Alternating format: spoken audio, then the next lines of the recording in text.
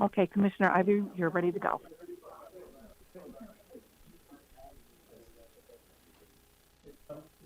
Okay, sounds great. We'll go ahead and get our meeting.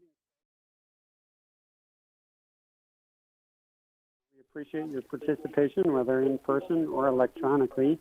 I think for today's work session, we'll probably go ahead and forego the prayer and pledge, if that's okay with everybody, and just move into our agenda items. I do have regular agenda item number 1. That the presenters asked that be stricken to a different time, and that will be re-added to the system. And so we'll be able to go ahead and move straight into regular agenda item number 2, which is a discussion of the Utah County Capital Improvement Program. So we'll go ahead and turn the time over now to the presenters to update us on where we're at with that capital improvement program. It's on, but it's not green. Can you hear me, commissioners? Yes. Okay. Yep, I can hear you. This is Richard Nelson, Public Works Director, also a member of the Capital Projects Committee. I have also with us Patrick Warrow and Rudy Livingston here. I'll answer the easy questions. They can answer the hard questions. This is I believe the 3rd week that we've brought this before you for our Capital Projects Committee on the plan that's being presented this year. Really the only thing that we've added this week is the roads project list that we're proposing for next year that would be out of the fourth quarter cent money. Just a couple of the bigger items on here so you can kind of know what that is. South Fork Road up in Provo Canyon, going off Provo Canyon. We look at doing a cold in place recycling on that and redoing that road up past South Fork Park. That's about $550,000. We have $900,000 in for overlaying and patching on various roads. Woodland Hills Drive, a portion of that. 11200 South. Hobble Creek Canyon, a portion of that road. 2650 West and 650 West that are both out in the Palmyra area. Those are all included in that $900,000 project there that would be coming forward. We do have some money that was actually in the 2020 fourth quarter cent list for Salem Parkway for the road project that's happening there. We're anticipating that getting into construction next year and likely needing about $1 million of additional funds beyond what the MAG money is available on it for right-of-way purchases because of the cost that right-of-way is looking at right now. We have included also 8000 North, which is the Wasatch Wing and Clay project that we've discussed with some of you out in the Eagle Mountain area. That would be a project that would pave a portion of 8000 North out to Wasatch Wing and Clay. We would need to work in conjunction with Eagle Mountain City so that their portion of the road is either paved as part of the same project and we do an interlocal agreement with them, or they do a companion project that would correspond with ours. We can discuss that with them as we get closer to it. Also on the fourth quarter cent list is about $300,000 for Jordan River Trail to mill and repave a section of that. The trail maintenance is an allowable use for that fourth quarter cent. So we are going to look at trying to take care of a section out in the Lehigh area that has some asphalt problems and very large cracks in it. And then we've also got about $750,000 in there for chip seals on our road. That would equate to about 44 miles of road that we would be chip sealing in different areas around the county. Do you have any questions that are related to that fourth quarter cent detail? Yes, I've got questions on it. When it comes to the road projects and so forth, I'm looking for an overall plan. We purchased that program so that we could know and identify our roads all the way across the county, all the way through, and have a plan in place. with where we're at on a fail level and where we're at in the way of starting that direction. And so I would like to see how these projects fold into that master plan and identified with all the roads that we maintain in the county, so that we have a feel for where we're at when it comes to that. So I'd like to have more conversation with you, especially when it comes to roads. And then the other one is on that trail with the Jordan River Commission. You know, we were told over and over, you know, from the Jordan River Trail or down there, that there would probably be plenty of grant opportunities to look at for some maintenance items that are there as well. And so I'd like to look into that too. We'd be happy to look at any grant opportunities that would be along the Jordan River Trail. I haven't been made aware of any that we could apply for, so we'd gladly look at any of those. As far as the Asset Works program, we were moving along very well with that in the spring. With COVID coming along, it actually kind of put a stop to that, because the company that is working on that and getting it set up for us with Asset Works, they are unable to travel and unable to come and complete the process for us. So we're trying to do everything we can remotely with them, but we're kind of at the point that we need to have them on site, and we're hoping to have them be able to travel and come and complete that for us here in the next couple of months. But at the present time, we don't have that operational yet.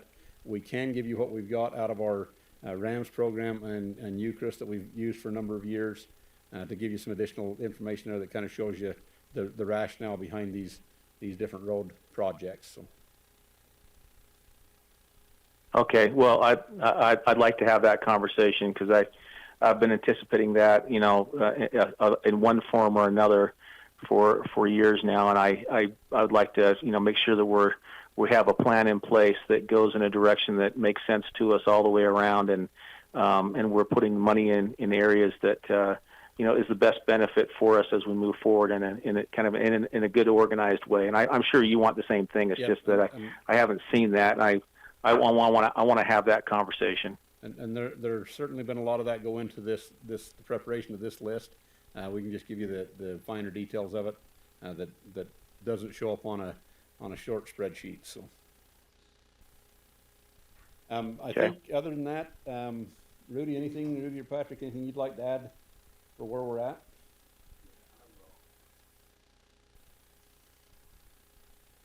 So this is Rudy Livingston, budget manager. I wanted to just take a minute to kind of go over where we are and where we've been. And, you know, I joined this process here after it already begun. And I think we've made a lot of, we've made a lot of progress in where we want to be, but we're certainly not at that final point yet.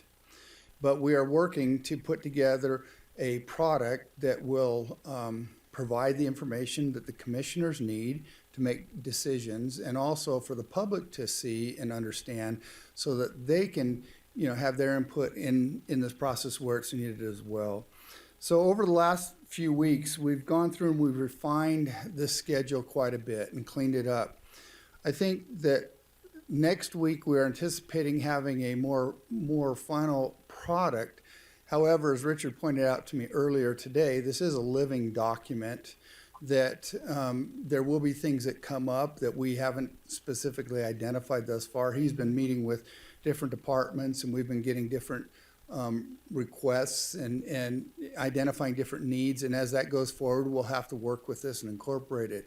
And my plan is that this will not cease. The work that we're doing won't cease in a couple of weeks, but that this will be something that will be moving forward throughout the remainder of the year and throughout getting ready for the next year as well. So it's an ongoing process. We have, on the schedule that I sent out last night, I have gone through and I've moved things around quite a bit, because on the first part of the schedule, we have what our actual capital expenditures are anticipated to be by year. Some of those, in the prior one, we had some other pieces in there, which is an important part of the CIP plan, and that is the ongoing funding requirements to build up enough reserves in there so that when we come around to these projects next time, that we will have sufficient funds in there to take care of these projects. The other piece that we will have in there is a portion of what the impact is on the operating budgets for the different departments. And that can be a significant piece of the puzzle here, right? I always talk about that little doggy that we get and we have to feed him and take him to the vet and wash him and all those kind of things. Anytime we have a project, we have all of those other things that go with it. And so what we have to look at is, okay, what is going to be the ongoing impact to a department? For instance, we may receive a new piece of equipment that was donated to us from somewhere, but we're still going to have the mechanics look it over and work on it. We are going to have to do repairs on it. We're going to have to pay for the fuel to run the thing, all those kind of things. And so we're trying to capture all of that so that when we make decisions on capital projects, that we can look at the entire cost picture, even though some of it is going to be outside of the capital improvement fund. But that's what we're working on. Is it going to be a perfect product right now? No. It's a lot better than what we had before, but we are going to continue to modify this and improve it so that we can capture things, such as, instead of having just 1 year of roads projects in here, that we will actually project those out for several years. And in this process, I think one of the important things that the commission would like to see, if I'm understanding it correctly, is the pavement condition index. That we have that information, but it needs to be broadcast so we know, and we can say, well, these are the ones that are at 50 versus 70 or whatever, and make decisions based upon those. But also, if we do this in projecting it out and having a long-term plan, it will allow us to make adjustments on the fly.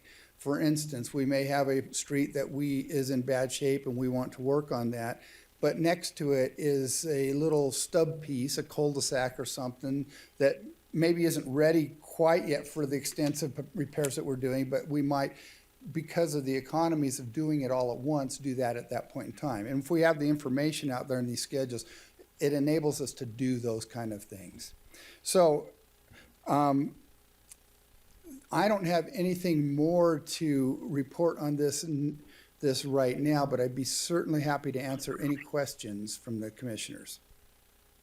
So I had a question for you, Rudy. I was looking at these building projects request forms, and in some of them over a 1 year period of time don't necessarily meet that threshold of $100,000, but over multiple years of time they might, because we put them in there. So I was kind of wondering, is that the basis that we're working off of, if that they are needed over multiple years that add up more than 100,000, that we put them in as a request for capital improvement? Yeah, that's one of the refinements that I think we're looking at. Some of it's pretty easy. We may have a construction project and we're going to have $75,000 of engineering in this year, but as part of an overall project where we're going to have a couple of different phases over the coming years, it certainly puts it well over that $100,000 threshold. But then you look at things like our new budget software, for instance, that is going to cost us about $30,000 a year for maintenance fees, about $100,000 for implementation, roughly, and so you could say, well, that's, the total of that's over $100,000. And I would say, yes, but that's not really capital. And I don't think that annual maintenance fees should come into play here as saying that it's capital. An example of this on our schedule that exists right now is the HR Workday software. That's $290,000 a year, but that's not really a capital item, in my opinion. I think that's more of an operating item in the department. So as we go forward, we're going to be flushing some of this stuff out and making some adjustments to get this to be truly reflect what the capital needs are going to be. The other thing too is we may, sometimes we may have a system of assets that we're installing. For instance, we may be going through and putting a whole system of stoplights throughout the county, and the total of that may come up to over $100,000. And in that case, if we're considering the whole system, that we could put that in the CIP plan. whereas individual items we wouldn't, because it's part of an overall total plan for doing these things. Does that answer that question for you? Yeah, it does. And so I guess in looking at it, we have to look at a short-term basis and then a long-term look. So on a short-term basis for, approving a capital improvement plan, for fiscal year for 2021, we'll need to look at all the projects, because as I see it now, the forms come in and they have all kinds of requests, and they're placed in different years that are out there, which can move. They could move up, they could move down, they could move off, depending on what goes on, before them. But ultimately, we're going to have to get to a point to where we're looking at the 2021 plan and say, and vote on it and say these are in the, in the budget for that 2021, projected plan, and then the rest of them we'll have to maneuver back and forth and see what happens. Am I seeing that at some point in time? We're going to have to vote on our capital improvement plan, for 2021, and then work from there. Yeah, that's correct. And our intent is actually to bring that to you next week. And so that's our plan, what we're looking at. We will continue to refine this, though. You'll notice that I sent over several asset worksheets, but that's probably represents about a third of the projects that we've actually identified with our discussions with various departments and things. And so we're going to be working on that to get people to put together those worksheets, because that will give us additional information. Ultimately, I would anticipate that our final product report that we would have, that we'd publish for the public, would have a lot of different information on it, including what listing on each individual item that we're putting on there, and why it's needed, and what it will do, and how it will benefit the community. We may also want to put information in there where, with maps and showing exactly where it's going to be and the impact that it will have on certain areas within the county. So it's a process that I know where I think we want to be with this process, and I've been there with other cities that I've been with. But I also know that we're actually, we're having to make some incremental changes this year, and it's not the perfect product, but it's going to be a heck of a lot better than what we've had, and we're on track to make it better every single year. And that's kind of, we have an overall plan, and we're moving forward towards that plan. Yep. Okay.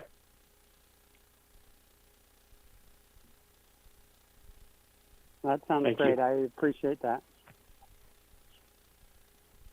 If there are no further items or questions, are there any further questions or comments that we have today? That's what I was just going to ask. If you guys had anything else you wanted to add, or Commissioner, you had any additional questions in general? The committee, we're good with this as it is right now, but certainly we'll be happy with anything else that you have. Okay. Sounds great. Hearing no additional questions or comments on this item, looks like that will bring us to the end of our agenda. Are there any general public comments? Hearing none, I'll entertain a final motion. A motion to adjourn. I will suspend the rules and second that motion. All those in favor, please say aye. Aye. Aye. And we stand adjourned. Thank you, everybody.